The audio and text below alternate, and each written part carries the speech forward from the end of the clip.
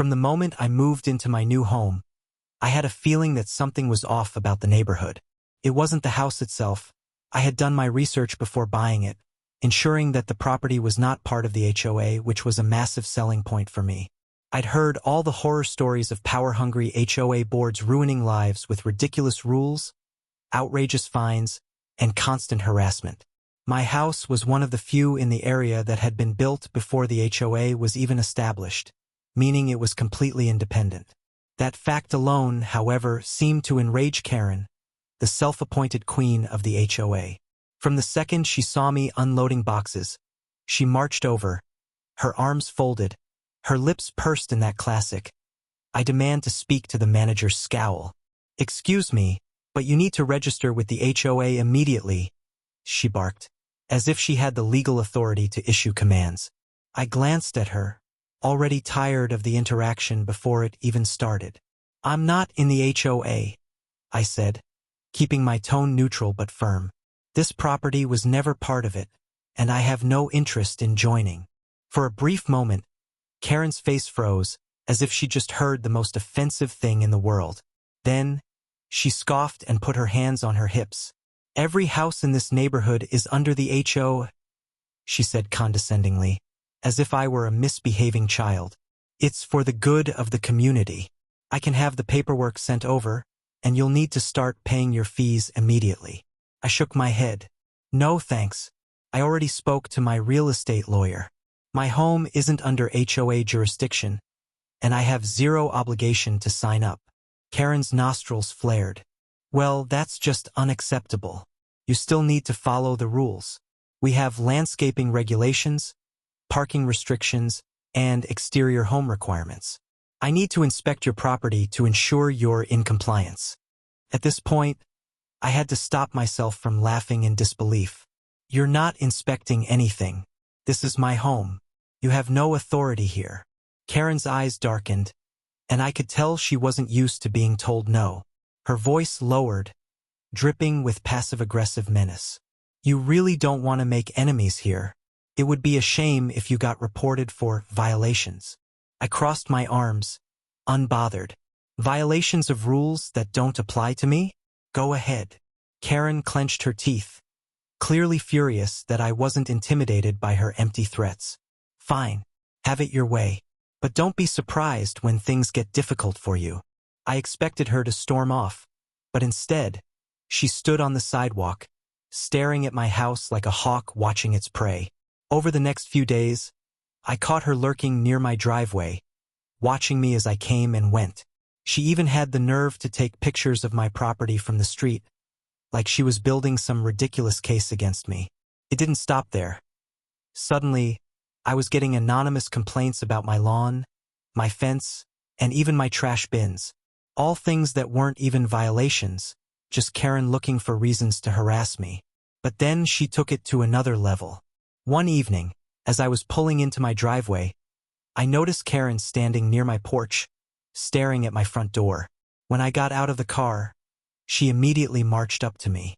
"I need to inspect your house," she demanded, as if she was a government official. I laughed out loud. "Are you insane? You're not coming into my house." Karen's face twisted into an expression of pure entitlement. "I have a duty to ensure this neighborhood remains up to standard." I stared at her, genuinely astonished by her audacity. "This is private property. You have no legal right to set foot inside my home." Karen stepped closer, pointing a manicured finger at my chest. "I can have you fined. I can make your life miserable. Letting me in is the easiest way to avoid problems." That was the final straw. I pulled out my phone and started recording. "Karen, you are trespassing on my property. Leave now or I will call the police." Her eyes widened with fury. "You wouldn't dare." I took a step forward, still filming. "Try me."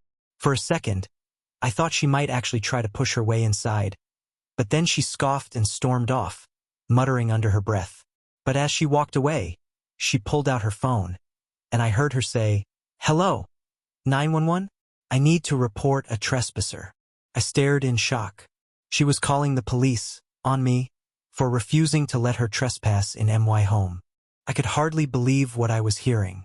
Karen was actually calling 911, trying to paint me as the trespasser on my own property.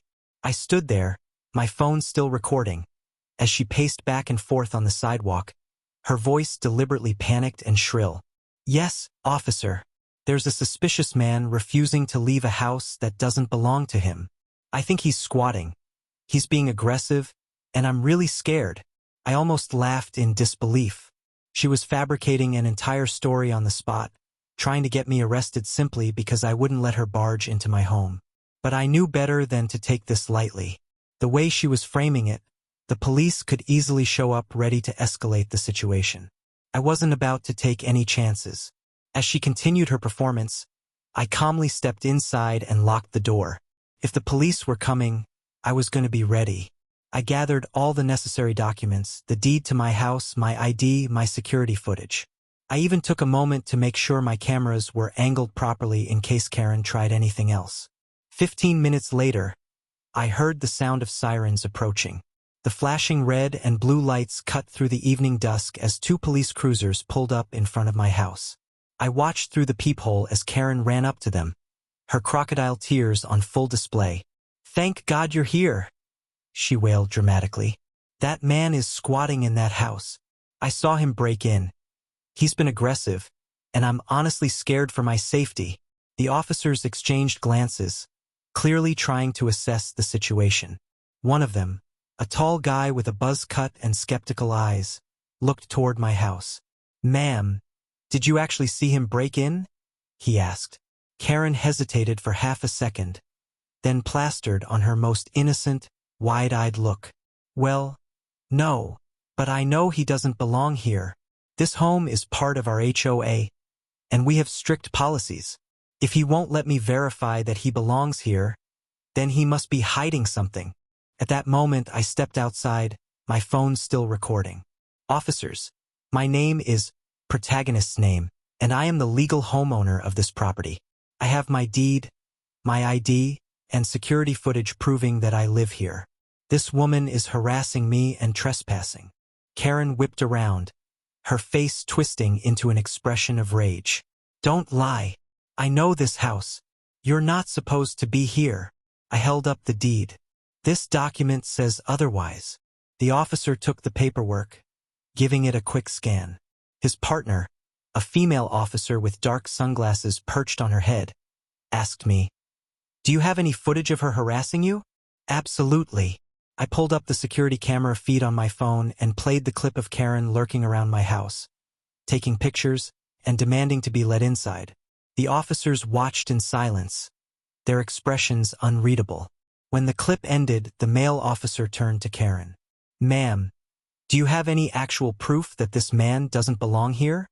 Karen's face turned an alarming shade of red. He can't be here without HOA approval. That's how it works." The officer shook his head. "That's not how the law works." Karen stomped her foot like a tantrum-throwing child. "But this is my neighborhood. He can't just ignore the rules." The female officer crossed her arms. "According to the property records, this house was never under HOA jurisdiction. He has no obligation to follow HOA rules, and you have no right to demand access to his home." Karen's face twisted in fury. "Well, then he should move. He's ruining the community." The officers exchanged glances. I could tell they were growing tired of her nonsense. "Ma'am, unless you have actual proof of a crime, you're wasting our time," the male officer said firmly. "Right now, all we see is you making false accusations and harassing a homeowner." Karen let out a strangled noise of frustration. But he was threatening me." The officer raised an eyebrow. "Actually, based on this footage, the only person making threats was you." She gasped as if deeply offended. "How dare you?" The female officer sighed. "Do you realize that falsely reporting a crime is a serious offense? We could arrest you for wasting police resources." Karen's expression flickered with fear for the briefest moment, but then she scoffed. "This is ridiculous. You should be arresting him." The officer ignored her. He turned to me and asked, "Do you want to press charges for harassment and trespassing?" I saw Karen's eyes widen in horror. She had called the cops thinking they would arrest me, and now she was the one facing consequences. I exhaled, considering it. For now, I just want her to stay off my property. If she does this again, I'll take legal action. The male officer nodded and turned back to Karen. Ma'am, if you come near his property again, you will be charged with trespassing. If you continue harassing him, he has every right to press charges. Do you understand? Karen opened and closed her mouth like a fish gasping for air. She was clearly about to argue, but then she saw my phone still recording. She knew she had lost. With a furious huff, she spun on her heel and stormed away. This isn't over, she shrieked over her shoulder. I'll have you removed from this neighborhood. The officers ignored her as they turned back to me. Let us know if she bothers you again, the female officer said. I nodded, watching Karen disappear down the street, defeated but still seething. The moment the cops left, I checked my security cameras again, making sure every angle was covered. Something told me Karen wasn't done yet. For the next few days, I expected Karen to slink away and lick her wounds after her embarrassing 911 stunt. But if there was one thing I underestimated, it was the sheer, relentless entitlement of an HOA Karen. The very next morning, I woke up to the sound of aggressive knocking at my front door. I checked the security camera feed and, of course, there she was, Karen, standing on my porch like she had a personal claim over my property. Her arms were crossed, her foot tapping impatiently, and she was flanked by two other HOA board members. One of them holding a clipboard like this was some kind of official inspection. I wasn't in the mood for her nonsense. I grabbed my phone, hit record, and cracked open the door just enough to speak. Karen, what part of you have no authority over my house? Do you not understand? Her lips curled in disgust as if just hearing me speak was offensive. We are conducting a mandatory compliance inspection. Your property is in violation of multiple HOA standards. I sighed. We've been over this. My home isn't part of the HOA. You have no right to inspect anything. The woman next to her, a severe-looking lady with short gray hair and an obnoxiously tight blazer, adjusted her glasses and spoke up. That may be true, she said, in a tone that suggested she thought she was the smartest person in the room. But your home is still in the neighborhood. As a courtesy to your neighbors, you should be willing to comply with our guidelines to maintain uniformity. I scoffed. A courtesy? You mean paying for pointless rules and letting you people barge into my house whenever you feel like it? No thanks. Karen's face twisted in fury. She shoved a printed notice toward me. If you refuse to comply, the HOA will take legal action against you for failure to maintain community standards. I took one look at the paper and laughed. It was a fake citation, completely meaningless. Karen, this is nothing more than an empty threat. You don't have any legal power over me. Her face turned red with rage. I am the HOA president. I can make your life hell. I grinned. You already tried. How did that work out for you? That's when Karen completely lost it.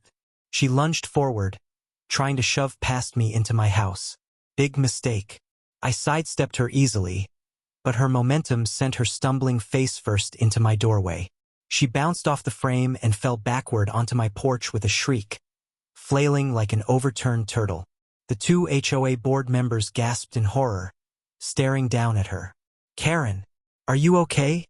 Karen's eyes blazed with humiliation and rage as she scrambled to her feet, pointing a shaking finger at me. You did that on purpose. You assaulted me. I held up my phone, still recording. Try again, Karen. The camera says otherwise. Her mouth opened and closed like a fish gasping for air. Then, in a fit of absolute madness, she tried to charge into my house again. I took a step back, giving her space to embarrass herself once more, and sure enough, she tripped over her own feet, nearly crashing into my foyer. At that exact moment, a police cruiser rolled up in front of my house. The officers from before, the same ones Karen had called on me just days ago, stepped out.